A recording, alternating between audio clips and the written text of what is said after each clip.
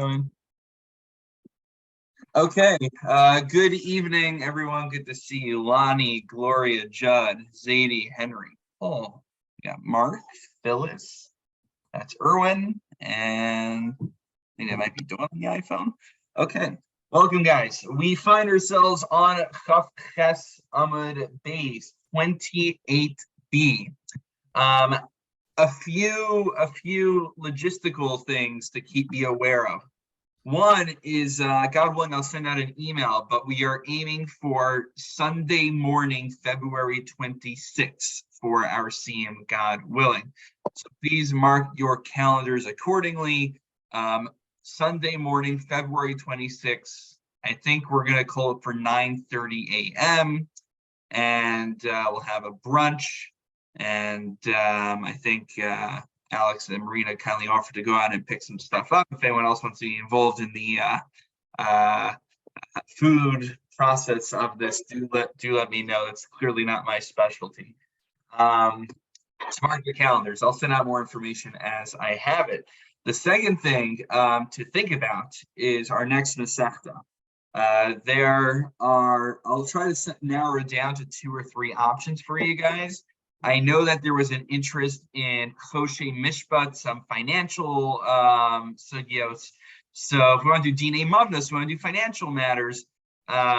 We also are at the same time trying to make sure we can actually finish the Gemara in less than 5 years. So I think that kind of knocks out Bava Kama, Bava Metzia, and Bava Basra, which would have been the most intuitive choices for that. But I was thinking possibly of Sukkah. Because Sukkah has, of course, Lulav Hagazel right in the middle, which deals with the laws of stealing Lulav and the idea of theft, the idea of kinyanim and acquisitions and how that works. What's Sukkah? It's about 52, 53, it's somewhere in the 50s over there. I forget precisely how many. So it's a little bit longer than what we've been doing until now, which is around more 30 blot. But that is an option. Another option, by the way, is potentially Moed Katan. Toward the beginning, you're not going to have it as much, but Moed Katan, a little bit later on, will deal with laws of mourning and Avelos. I know the Mishnah folks know that. Also, within the Gemara, it talks about laws of excommunication. So there's some interesting applications there as well. Those are 2 that I'm thinking. There's Tinus also. I'm personally not feeling Tinus as much, but those are some that I'm thinking of. If any of you have a suggestion, do send it to me. And I hope to send out some options for you to review. Okay, anyway. Like Kiddushin. Kiddushin's great. It's super long. What is it? I think it's in the 90s, or someone could confirm that if that's correct. We could do Kiddushin in theory. I hope I'm retained long enough that we'll make it through all of Kiddushin together. But we'll figure that out. I mean, the other options to do is to do a perek in a Masechta, but you don't get the same gratification of completing an entire Masechta. But yes, that is an option as well. So anyway, I'm just putting it out there for you to start percolating, start thinking about it, and God willing, I'll send out an email and we'll get a vote in. All right. Okay, here we go. We are on Chaf Ches Amud Beis. We are on 28b. We find ourselves actually about a quarter way down. We did pretty well last week. So we're already about a quarter way down the Amud. We're up to Amar Rav Asi. We're going to be talking about the Bate Knesios Shevabavel, the synagogues of Babylon. Okay? We're going to kick it off with a really important Gemara, and we may just jump straight into Tosos. Amar Rav Asi.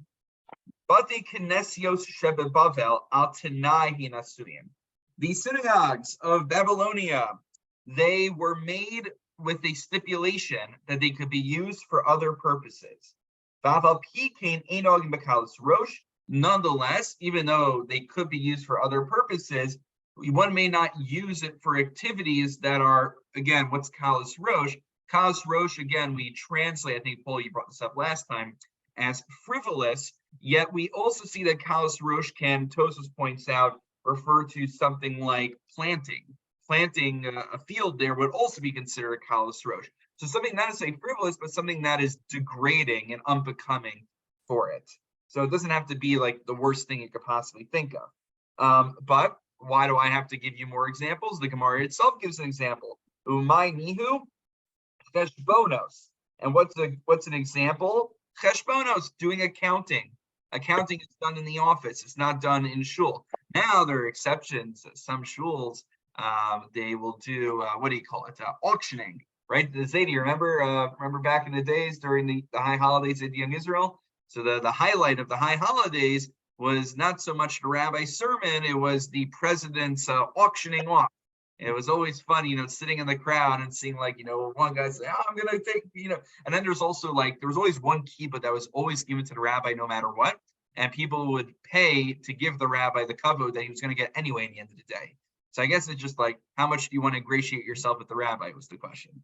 Okay. I didn't like the auctions. Okay. Well, as a kid, I always found it entertaining. So you're going through you're going through high holiday service, but yes, possibly as an adult, maybe I would say it's Kalas Rosh. I don't know. I mean, it's commercialization. Well, that's actually what we're talking about. Part 2 on Shabbos. We're going to be talking about hiring people to say Kaddish and outsourcing things in terms of schar. So that'll be the 10:30 shir, part 2 of the Shabbos. And that's one of the claims that some Rabbi Slifkin or Betsy Uziel, others make against paying people to say Kaddish, is that it might commercialize a mitzvah. But we'll save it for that.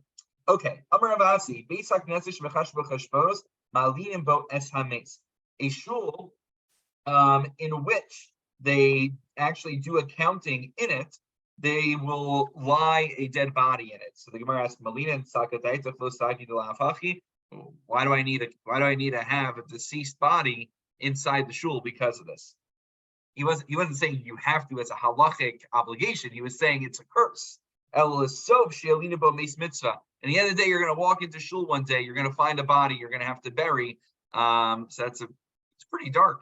Apparently, for not treating the base Knesset with proper kavod. Now, wouldn't that be giving cover to the deceased?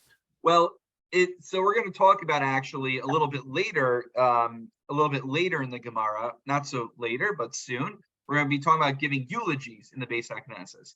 But here, I think it's a curse. You're just imagine you come into shul for Shachar, 6:30 in the morning, and all of a sudden, God forbid, there's a dead body right there. That's I think what he's saying. I don't think he's saying. I'd have to turn around and walk out. I'm a Kohen. Well, yes, yeah, right. That's true. You would walk out of the building because you're a Kohen. Also true. Okay, so before going further in the Gemara, there is a really essential Tosfos that I want to bring your attention to.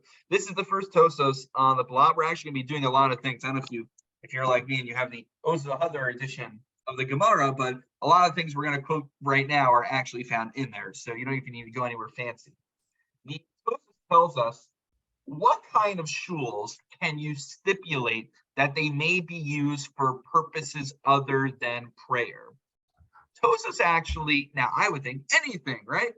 Tosfos gives us 2 qualifications. Number 1, Rotza Lomar, Kol Zaman Shehein B'Telin, so long as they are no longer in use. Tosfos actually cites a proof from the Gemara we're going to see in a moment.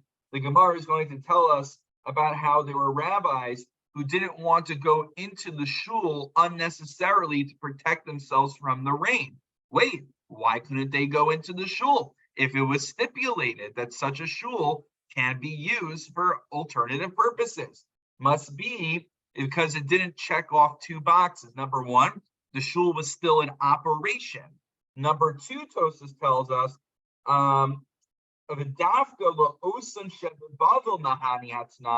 and only for the synagogues in Bavel, which refers to diaspora in general. Now listen, what's the rationale? Why would I think that I could stipulate that a shul in the diaspora can be used for alternative purposes, whereas a shul in Eretz Yisrael cannot be used for alternative purposes, even though they're both out of operation?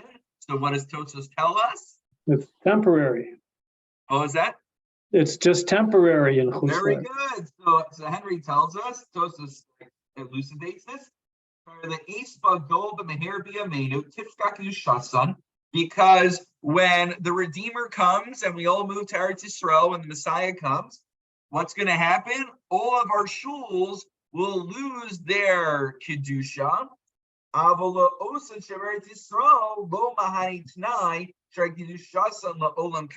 Whereas the synagogues of Israel, their sanctity is eternal. Therefore, what's Tosfos telling us? Since the shuls in America, as much as we love them, since one day we're supposed to, in the time of the Messianic period, all move to Eretz Yisrael, maybe before Messianic period, depending if you're so inclined.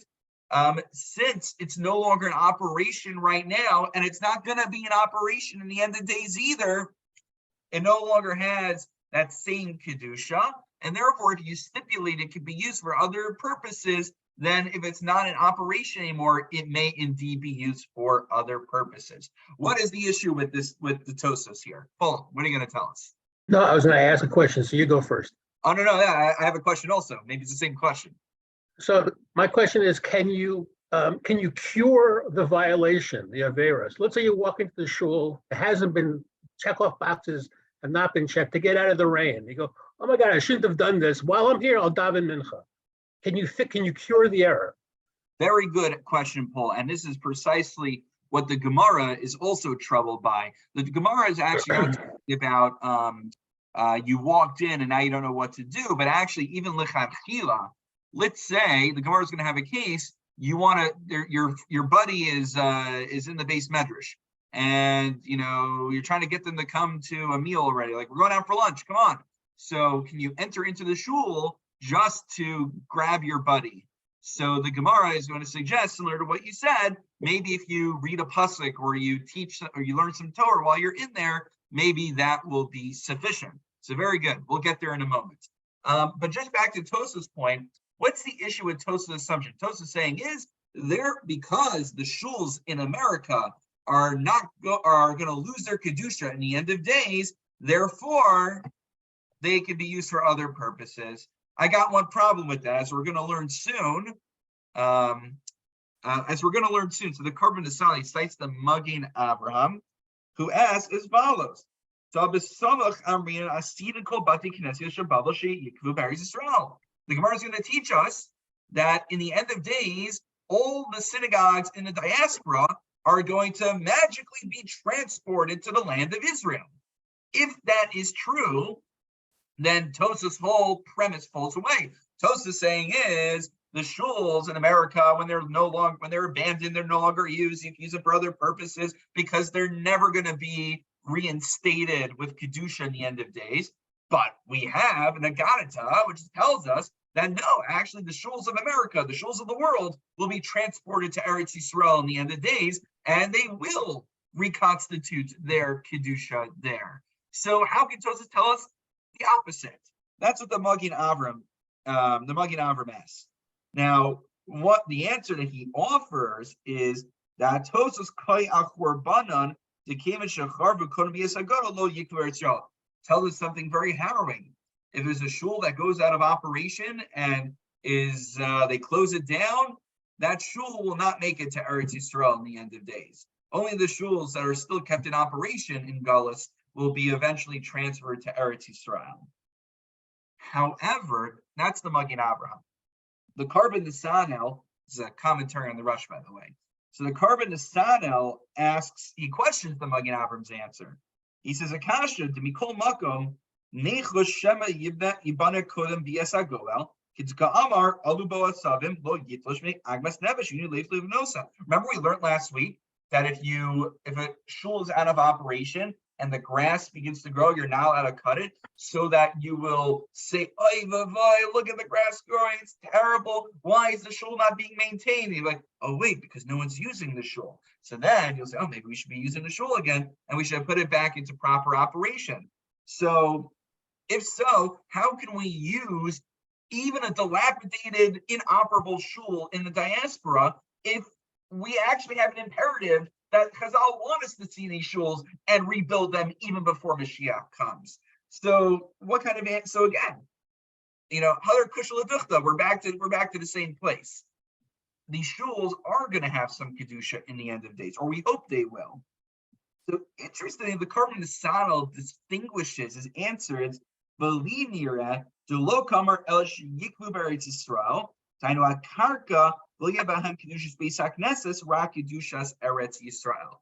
He basically distinguishes between the building of the shul and the land that the shul sits on. The building, the bricks and mortar won't be transferred, but the karka, the land, will be transferred to Eretz Yisrael in the end of days. That is to say, as far as the building is concerned, one would be permitted to use the building when it is outside of Israel, and they stipulate it can be used for other purposes when it's no longer in operation. Okay, so that's the whole Korban Nesanel over there.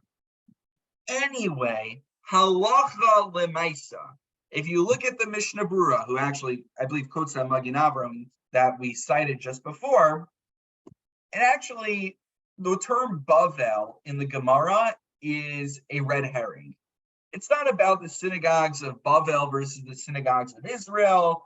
It's not about whether they're in operation or not in operation. So long as you build a shul and you stipulate that it can be used for alternative purposes, provided they are not unbecoming purposes for a Beis HaKnesses, there's no kalos rosh, then they may be used. What's an example? Such as, let's say there are people in town, they don't have anywhere to eat, and you set up, now we have a beautiful edifice in our community. The typical shul back in the day, like look at the old schoolhouses, for instance, or the chapels, right? They're just one big room. That's it. So the shuls also were like that. It was just one big room. They couldn't go to the social hall for the meals. So it'd be permissible to have a meal, a Shabbos student for those who need it inside the shul. Which, by the way, the whole sugya, the whole discussion about in Arib Sachim, we talk about Kiddush b'makom suda. You have to make Kiddush where you eat it. So they make Kiddush in shul on Friday night for those who are eating in the shul in that very same room.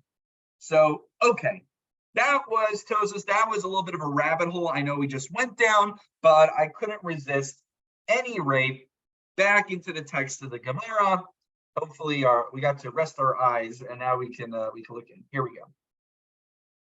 All right, we learned. This is quoting from the Brisa before. So he said that it's unclear precisely what it means, but you're not supposed to basically groom yourself inside the Beis HaKnesses. Amar Rava, however, those who are Torah scholars are allowed to groom themselves in a Beis Medrash. Why? So Darishan ben Lakish, my Bei Rabbanon, Beisa de Rabbanon. So what is the distinction here? What is a Beis Medrash called in rabbinic parlance? It's sometimes referred to as a Bei Rabbanon, which means a Beis de Rabbanon, a house of the rabbis. In other words, this is basically the Beis Medrash we talked about last week is where the rabbis live. They spend a lot of their days there studying Torah. They spend more time there than much more time there than they spend in their actual houses. Some people some of you guys I know are lawyers or medical or different things that your work requires you to live in your offices also. So you get what that's like. Therefore, for them, they're allowed to do even groom themselves in there if they need to, because that's basically their home away from home. So that's a special. It's not that a Beis Medrash has less kedusha than a Beis HaKnesses. We actually established in a previous year that a Beis Medrash has more kedusha than a Beis HaKnesses. A Beis HaKnesses can be turned into a Beis Medrash, but not vice versa. Why is it that there's a dispensation for a Beis Medrash? It's because it's the home of the rabbis. So the rabbis have, or the yeshiva bachrim have a dispensation to do certain things there that they would do in their own homes. Okay, next. We also stated earlier in the Brisa that one may not go into a Beis HaKnesses in order to shield themselves from the sun or from the rain. So here we go. So Rav Ada bar Masna and Rabina, they were asking questions in Torah from Rava. Also, Zilcha de Mitra. What happened was it began to pour. In the Beit Kiddush, so they went inside the Beis HaKnesses. to shield themselves from the rain. Amri, hi dalin lebeit nishta, la mishum mitra, el mishum deshmaisa bad silusakim the asisa. What's the reason that we went into the? I'm just going to mute this noise coming from. Okay, found it. So why? So the question the Gemara is asking is, wait, how could they go inside the shul if you're not supposed to go into a shul for shelter? So the answer is, they went in the shul because in order to have an intense Torah discussion, that requires clarity of mind. So you're not going to have clarity of mind if you're standing out in the rain. So it's not that they went into the shul to protect themselves from the rain. They went into the shul in order so they could study with clarity of mind by protecting themselves from the rain. So it was for the purpose of studying Torah that they were able to go in, which leads us to Paul's question about going into a shul and perhaps doing something of a Torah nature that might let us in. If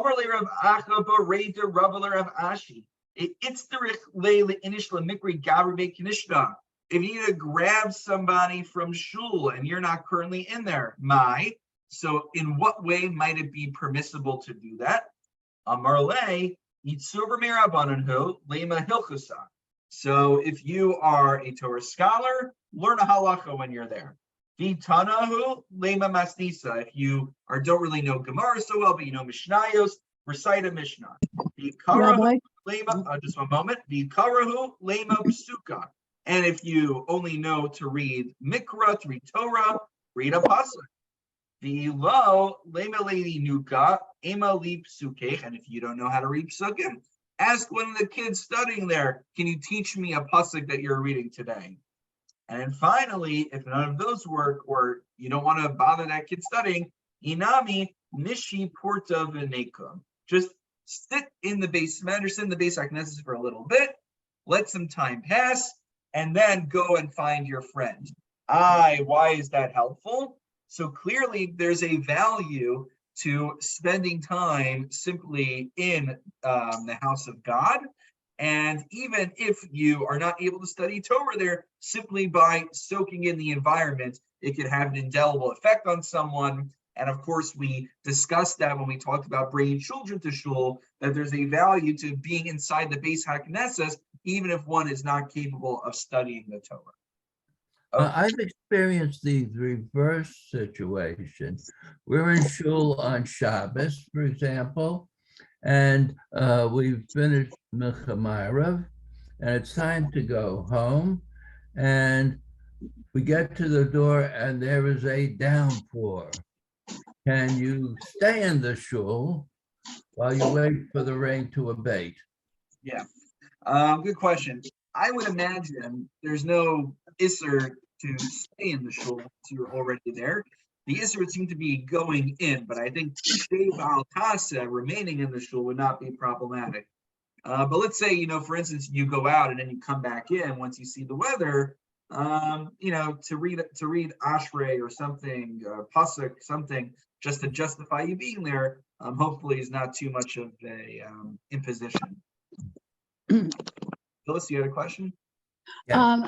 I just wanted to clarify the reason why the Beis Medrash has a higher level of kedusha is because it's the place where Torah is studied, not necessarily the rabbis, although maybe they call it that.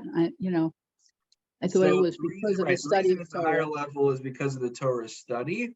But the question is, why is it that that certain people are allowed to eat and drink in the Beis Medrash, whereas they can't in the Beis HaKnesses? So the answer is, it's for Talmidei Chachamim who are basically living in the Beis Medrash. So that's why they can do. Yeah. Yes, and what about the rules? Let's say you want to go into a Beis Medrash, like you just discussed going into a Beit HaKnesset. So what do you do there to make it okay? I believe it's the same. Yeah, I think it's the same thing. Yeah, I think it's interesting. There's certain parts of the Gemara here that kind of group Beis Medrash and Beis HaKnesses together, and then there's certain things where the Gemara is, specifically referring, let's say, to Beis Medrash. So Yeah, it's important to distinguish. All right, shkoyach. Let's go further, and we will now talk about eulogies. Sounds like a lot of fun, right? Yeah. Okay. All right. Masvida behen regas. We're talking about moed katan before, about hilchos avelos and laws of mourning. So, if you're interested in that, you'll be interested in this. Masvida behen hesped shel rabbim. As we said, in general, a beis haknesses may not be utilized for a eulogy unless it is of the masses. The way we interpreted that earlier is that if you have, let's say, a gadol hador, or you have some great Talmud Chacham, a great rabbi, whom the entire community is mourning, and they need to make use of that shul for it, then it's appropriate, but not for the standard individual. So, Hege Dami, Hespeda Derabim, what would be an example of a hesped that the entire community comes together for? So Mechavir Chista could go and speed the Klai Bei Rav Sheshes. And Mechavir Rav Sheshes go and speed the Klai Bei Rav Chista.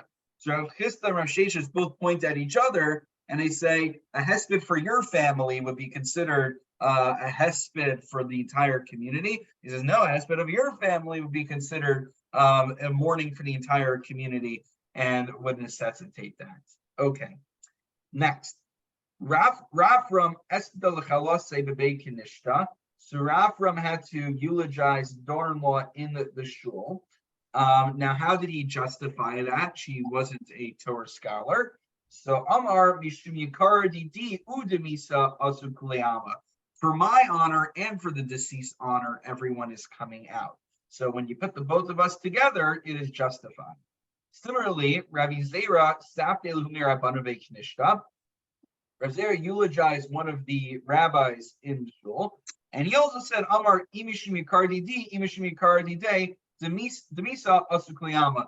Whether it's because of my kavod, whether it's because of the deceased rabbi's kavod, they're clearly coming out in the masses for this purpose, and therefore, again, it's justified to use the Beis HaKnesses.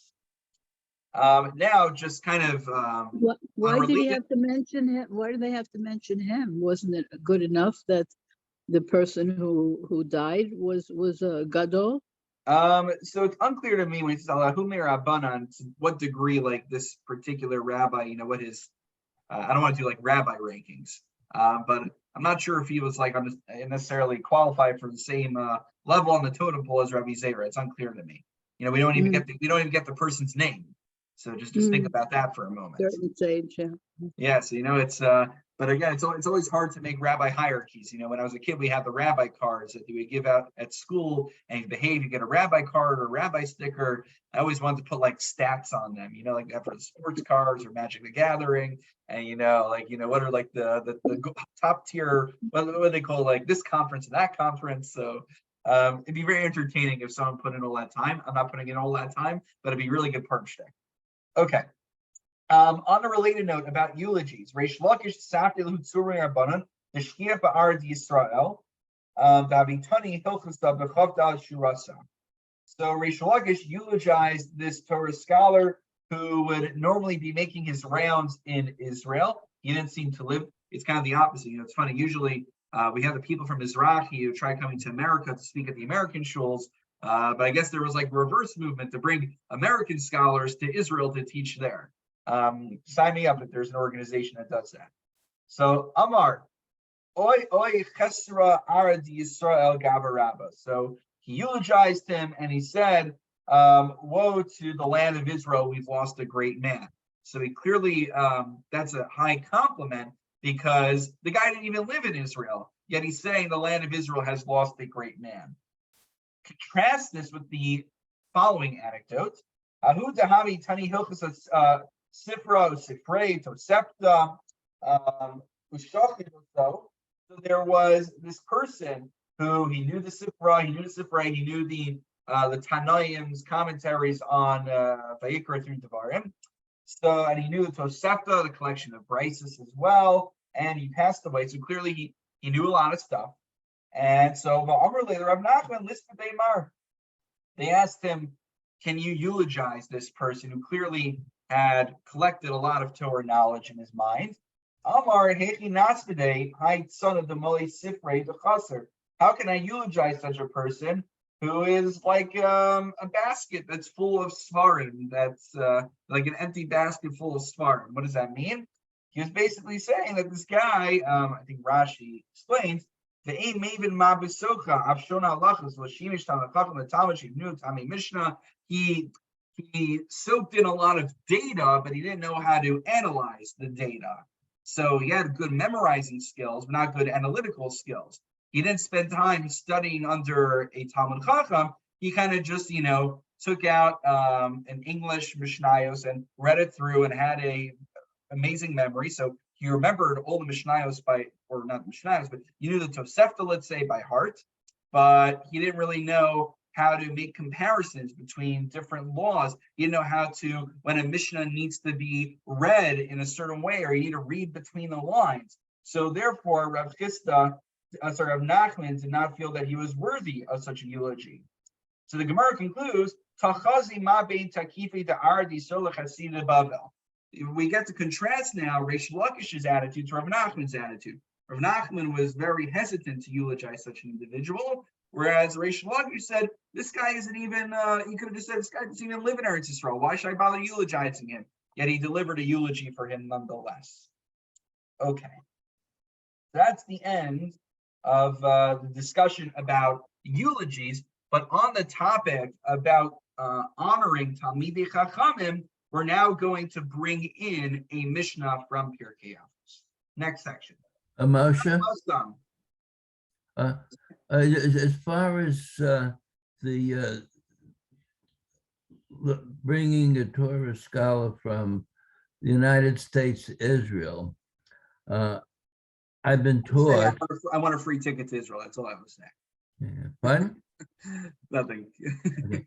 And I've been taught that after the Holocaust, until after the death of Rabbi Feinstein, Torah scholarship was centered in the United States, and Torah scholars in Israel didn't achieve preeminence until after that point in time. So you could have brought, let's say, Rabbi Feinstein to Israel to teach, and he was the leading scholar at that time. Well, they had their fair share of scholars in Israel as well. I mean, you had Chacham Ovadia Yosef and others, but I guess this gets back to the point. I'm not sure how to do Gadol rankings, but certainly I'm sure the people living in Israel would have benefited from learning from Rav Moshe Feinstein. It's very interesting, by the way, the primacy that Rav Moshe enjoys in American Judaism. To many Israelis, Rav Moshe is a gadol, but many times, let's say we're having a halachic discussion, and I find an Igros Moshe that agrees with me, I could pull that out as my trump card. And, I say, like, good luck arguing with Rav Moshe Feinstein on it. Like that, you could basically, if you have Rav Moshe on your side for anything, you might not be able to convince the other side, but at least you can convince them that you're in very good company. In Israel, like, Rav Moshe is not the final word necessarily on many issues. Part of it is because he was in America, part of it is because he's Ashkenazi, and a lot of Israeli society is more Sephardic oriented.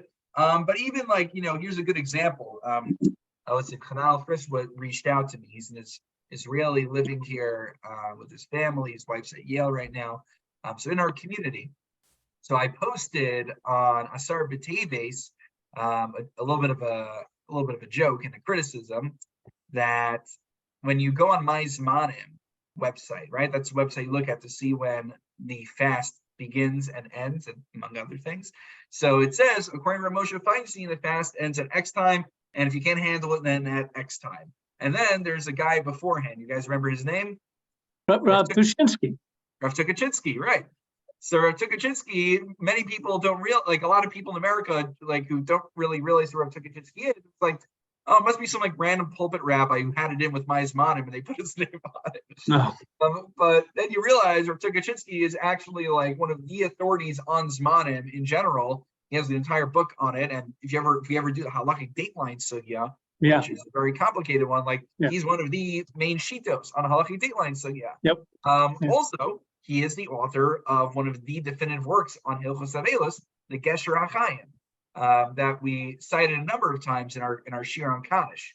So Rav Tukachinsky actually enjoys a lot more influence in Israel, and they follow him much more in Israel. But in America, since a lot of people don't know who he is, they're like, I've heard of Rabbi Feinstein, I don't know who Rav Tukachinsky is. So it's a little bit of a shame. So one of my friends responded, he messaged me, he's like, if you want to rely on ending the fast as early as Rav Tukachinsky says, you have to be able to name 2 psukim of Rav Tukachinsky. Rabbi. Yeah. Rabbi. Yeah. I find it a bit disturbing that they nickel and dime Talmidei Chachamim in order to decide whether they want to eulogize them or not. Yeah. I mean, who are they to decide who's the higher up Talmid Chacham? I mean, there's something about that doesn't ring well with me. Yeah, I hear what you're saying. I think there's a one thing to say is that was kind of a point the Gemara was making, was that Rav Nachman was very reticent about going ahead and giving a eulogy for someone he didn't really know, whereas Reish Lakish was amenable to doing that. But another point to be made also is that someone like me, Moshe Kurtz doesn't have a chance of figuring out who's the bigger gadol. But if you go to people who we know are actually gadolim, they generally can figure it out amongst themselves. So I leave it to them to worry about. And okay, Paul. There seems to be something political going on in this last discussion. What am I missing? It's something political. Between Bavel and Yisrael. Oh, yeah, for sure. The interesting part is that if there was going to be something political, it would have been coming from Reish Lakish. Because Reish Lakish could have been the one to say, this guy doesn't even live in Israel, why should I bother eulogizing him? Yet we say Reish Lakish was the one who was amenable to eulogizing him. Ironically, Rav Nachman, who does it, who's not eulogizing, is simply saying that the person just wasn't worthy of it based on his own rabbinic credentials, that it was kind of below Rav Nachman's office to be eulogizing someone who never even did Shemosh and didn't study under a Talmud Chacham. Right, but the way this section ends, it says it very clearly. Come and see the difference between the haughty scholars of Eretz Israel and the pious scholars of Babylon. I mean, that's pretty political. Yeah, exactly. So who made that statement? Just, whoever writes the Gemara? I mean, there's no attribution to that statement. Well, that's the editors of the Gemara. And Right. for those who have more studies in academic Talmud can kind of figure out at what generation certain things were put in.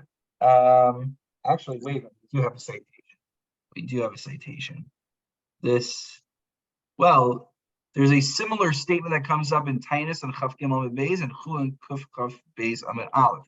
So, right, this isn't the first time. There's other times in the Talmud where we see similar statements being made that gives preference to Eretz Yisrael over Babylon. No surprise. Okay. No, this is the other way. I mean, this is saying that Babylon is better. The pious scholars of Babylon as opposed to the haughty scholars of Eretz Yisrael. I mean, it seems to me to be saying that the writers of the Talmud Bavli are better than the writers of the Talmud Yerushalmi. Well, smarter. Yeah. Shouldn't come as a surprise considering we're reading the Bavli. Right, exactly. But I think there's alternative translations for takife. I don't know if haughty is what our scroll says. It says haughty. Haughty, yeah. Interesting. I think there were. I didn't look too carefully into it. I think there were other translations that didn't translate it as negatively. Steinsaltz uses the term harsh. Or, Right. Like think about mine says Nisana Tokef, right? aloof. Aloof. Wow, these are all interesting. So think about the word like Nisana Tokef. I'll relate over the intensity of the day. So there's different ways to read it, whether it's okay. But point well taken. Okay, let's make sure we get in the rest of the Gemara for today. We still got what to cover, guys. Here we go. It's not Hassan. We're bringing some Pirkei Avos, right? How often do we cite Pirkei Avos? Anyone who utilizes the crown of Torah will be taken out of this world. Tani, Reish Lakish, Tani Reish Lakish, Zeh HaMishtamish B'mi Sheshona Halachos. So this refers to someone who teaches or learns halachos, who learns the Gemara. So such a person,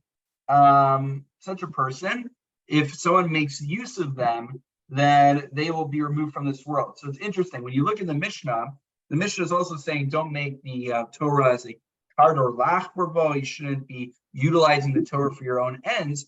So the standard reading of the Mishnah, as I recall, is that it's telling Talmidei Chachamim, it's warning the rabbis not to make use of their station, not to utilize all those benefits that might come along with it.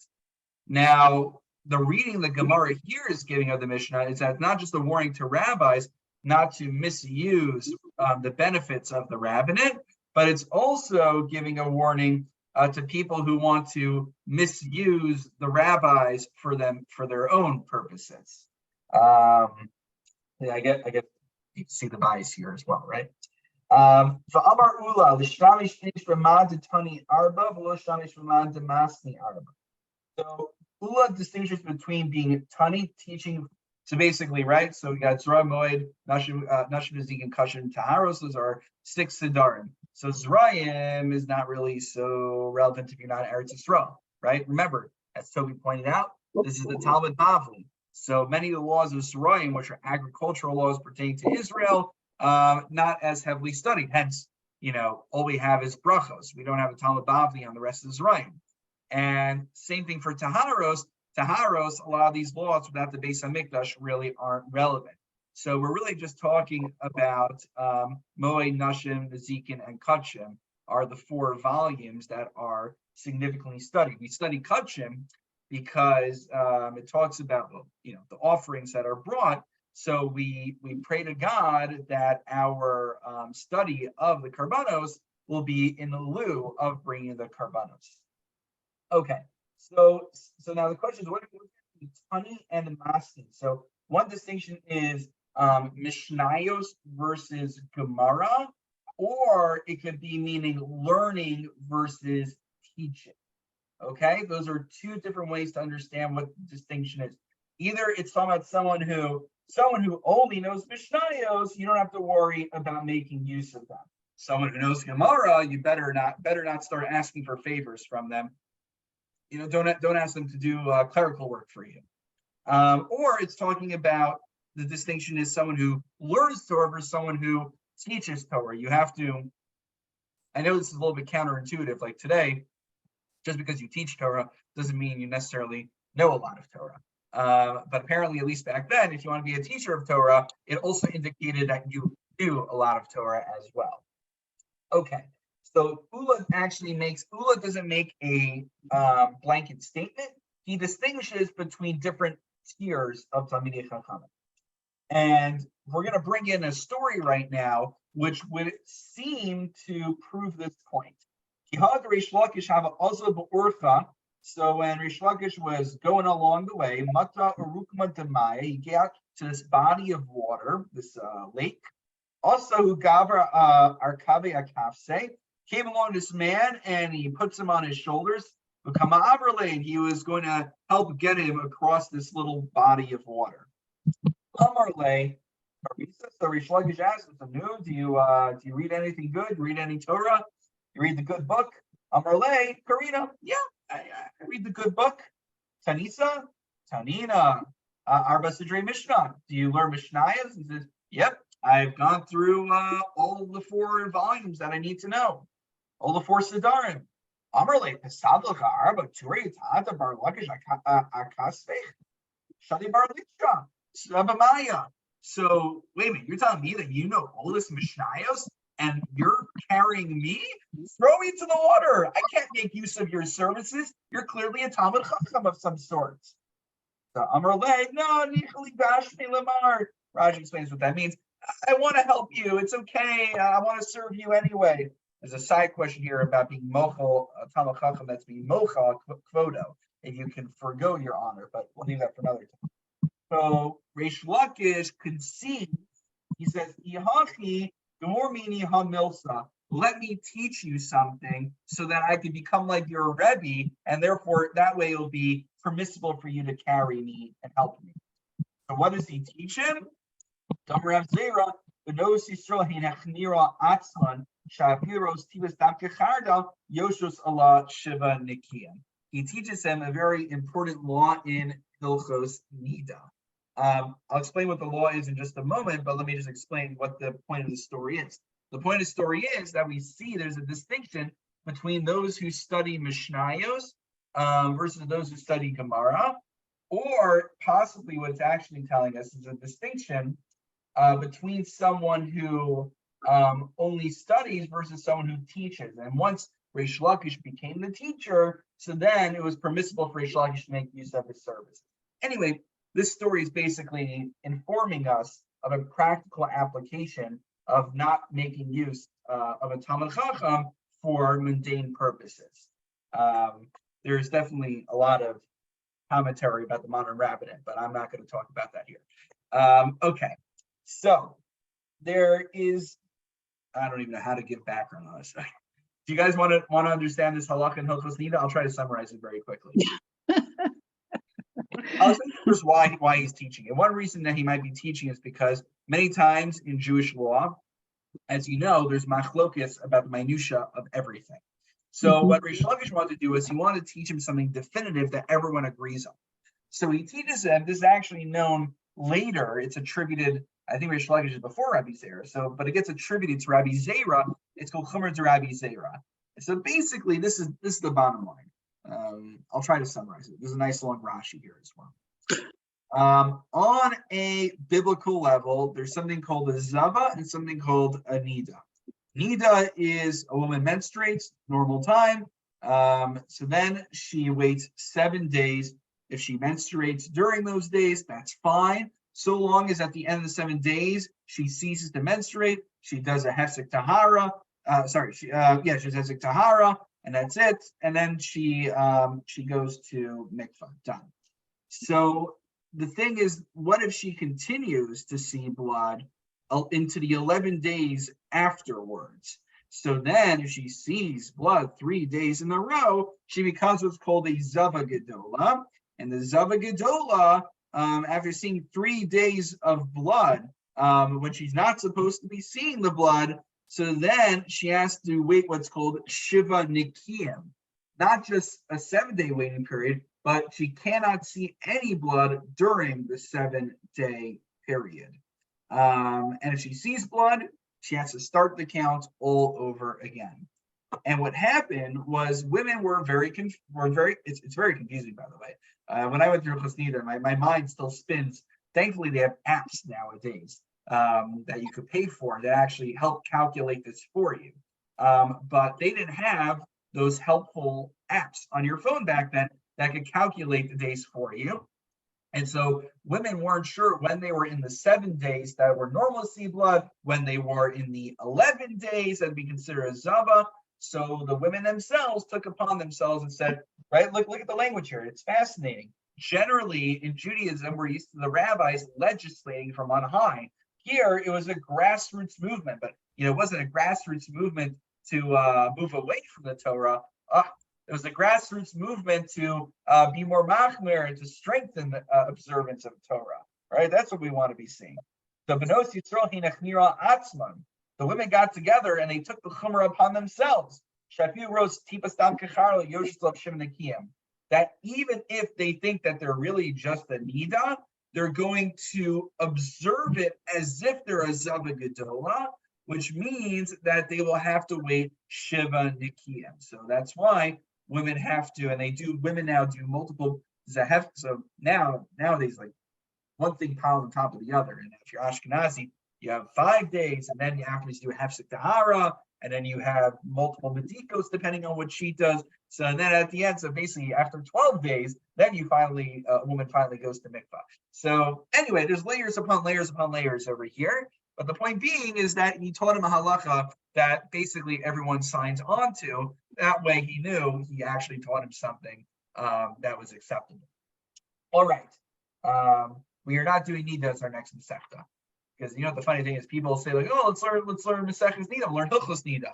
Well, and then you realize that there's like a lot about, you know, because what people don't realize is that there's really two main applications of being a Nida. One is vis-a-vis marital relations. The other is vis-a-vis Tuma and Tahara.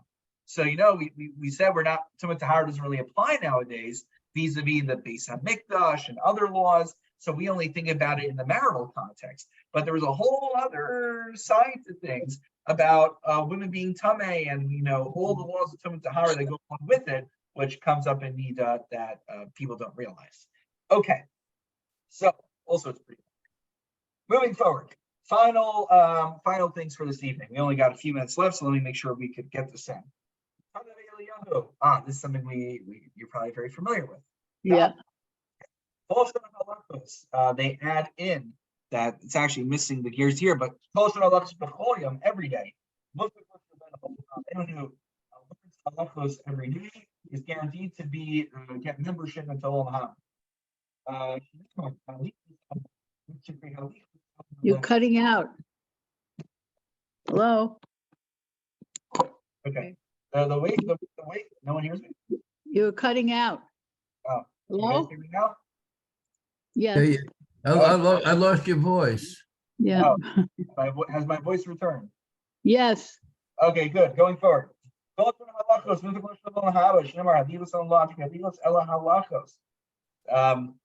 don't read it as the ways, but as halachos, which might be the same shorish anyway. So anyone who learns halachos every day, they will have the world to come. Tanarabanan. Final brisa will do for now. We cease to study Torah if there's a need to bury someone for a funeral or to help bring a woman to the bridal canopy. Chuppah. Rabbi Yehuda bar Elisha Mevanta Talmud Torah Tasames Olach Nasus Kala. And indeed, the great sage Rabbi Yehuda bar Eli, he would desist from studying Torah in order to perform these two important mitzvos. Now, here's a qualification. We only say this if there isn't enough people that it's respectable. If there are enough people that it's respectable for the Talmud Chacham, so then one does not need to stop studying Torah. Now, the question is, Ukama Kol Tzarcho, how many do you need for it to be considered respectable? So we have a few opinions. Amar Rav Shmuel bar Ina, Mishmei Derav, Tracer Alfe Gabri, Shisa Alfe Shipure. 12,000 men, and then 6,000 shofar blowers or trumpeters. The Amrila Tracer Alfe Gabri, Minaya Shisa Alfe Shipure. Some say 12,000 men, and among them 6,000 are trumpeters. Ula Amar Kigon Dechaitzi Gavrimi Uvula ad Sikra. Half the amount of men it takes from, if you measure them, from the Rashi tells us from the Shar Ha'ir, from the gate of the city to the cemetery, the Beis HaKvaros. Rav Sheshis Amar, this is very poetic. Knesinasa kach netilasa. The same way the Torah is given, so it is taken. Ma nesinasa b'shishim ribo, af netilasa b'samach ribo. Just the Torah was given at Har Sinai with 60 myriads of people there, so too it is taken with 60 myriads as well. Hani mili lamad karyutani. This refers to someone who reads the Torah and one who either just studies or is referring to someone who only knows Mishnayos. Alamad demasni, but one who either teaches or studies Gemara. Lasely shiure, there is no upper limit. Everyone has to close their Gemaras and go out to the funeral. And indeed, I remember that in high school. We didn't really go on in Masifta, we didn't really go on field trips. But I think I've shared this with you that I know it sounds really awful, but there was like kind of this really great rabbi, I don't even remember who it was, from Brooklyn who passed away. And they said, all right, Rabbi Isai, we're getting on the school buses and we're going out. And we're like, wait, we're actually like going on a trip in high school? We never do that here. So regrettably, we were very excited, even though we were going to a funeral just to get out and have some fresh air. I think my friends and I, it was like all in Yiddish, and we were all like on Ocean Parkway and no one knew what was flying. So at some point in the middle, we all just like said, oh, there's a pizza shop over there around the corner. So apparently we did not read this Gemara and we did not follow it. Halacha is that there is no upper limit, and the more people wear, the better. Okay. So you get some fun anecdotes in there as well. All right, shkoyach everyone. Wishing you all a wonderful Shabbos. Again, please mark your calendars. Sunday morning, February 26th, God willing. And again, if anyone wants to help, I'm trying to figure out the food situation. I'm not sure we're gonna maybe bring in some catering or not, but if anyone wants to help spearhead that, let me know. And I'll try to put together some good options for our next Masechta. I'll let you know some of the topics in there, the length of each one, and hopefully we could try to get to something of a consensus if possible. All right, good Shabbos, everyone. Wishing you all a wonderful evening. Yeah, Rabbi Kurtz, but by the way, I mentioned to Rabbi Reese that you already used the sefer that he edited from Schwartz.